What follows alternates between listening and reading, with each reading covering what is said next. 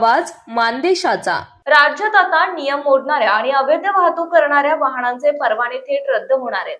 विधान परिषदेत परिवहन मंत्री प्रताप सरनाईक यांनी ही सर्वात मोठी घोषणा केली आहे। विधान परिषदेत आमदार सुनील शिंदे यांनी राज्यातील अवैध प्रवासी वाहतुकीबाबत लक्षवेधी सूचना मांडली होती। या चर्चेत डॉक्टर नीलम गोरे आणि निरंजन डावखरे यांनी सहभाग घेतला।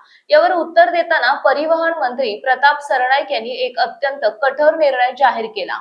अलीकडेच राज्यात घडलेल्या 2 भीषण अपघातांमध्ये तब्बल 24 जणांना आपला जीव गमवावा लागला होता। या दोन्ही अपघातांमध्ये मालवाहू वाहनातून बेकायदेशीरपणे प्रवासी वाहतूक केली जात असल्याचं समोर आलं होतं। याच पार्श्वभूमीवर सरकारने आता अशा अपघातांना जबाबदार असणाऱ्या वाहन चालकांवर आणि मालकांवर थेट गुन्हे दाखल करून त्यांचे परवाने म्हणजेच लायसन्स आणि परमिट रद्द करण्याचे थेट आदेश दिले। अवैध वाहतूक का वाढते? कारण अनेक मार्गांवर सरकारी बसेस वेळेवर मिळत नाहीत। हीच अडचण ओळखून सरकारने मोठा दिलासा दिला। सार्वजनिक वाहतुकीवरील ताण कमी करण्यासाठी एसटी महामंडळाच्या ताफ्यात तब्बल 8300 नवीन बसेस खरेदी करण्यात आल्यात।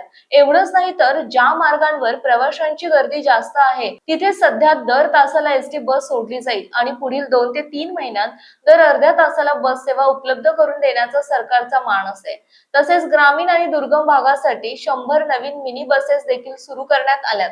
याशिवाय ग्रामीण भागातील शेतकरी कुटुंबांना लग्न सराईसारख्या प्रसंगी अगदी माफक आणि स्वस्त दरात एसटी बस उपलब्ध करून देण्याची एक अभिनव योजना सरकार आणत आहे। तसेच राज्यात लवकरच नवीन ऍग्रीगेटर धोरण लागू होणार असून याद्वारे छोट्या वाहनांना कायदेशीर चौकटीत आणून प्रवासी वाहतूक करण्याची परवानगी दिली जाईल।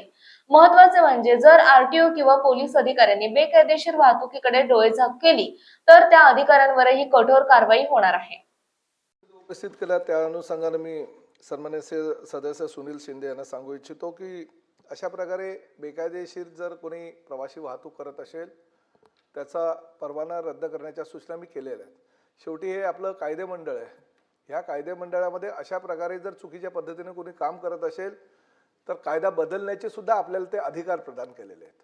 आणि जर तसा कायदा नसेल, जर त्याच्यावर कडक कारवाई करण्याच्या सूचना देऊनही आमचे अधिकारी जर कारवाई करत नसेल तर त्या अधिकाऱ्यांवर कारवाई करण्यात येईल।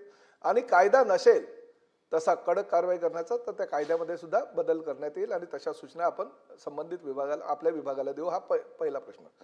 आपल्या जिल्ह्यातील तालुक्यातील लेटेस्ट बातम्या पाहण्यासाठी आजच मान चौफेर न्यूज चॅनलला YouTube वर सबस्क्राइब करा आणि बेल आयकॉन प्रेस करा।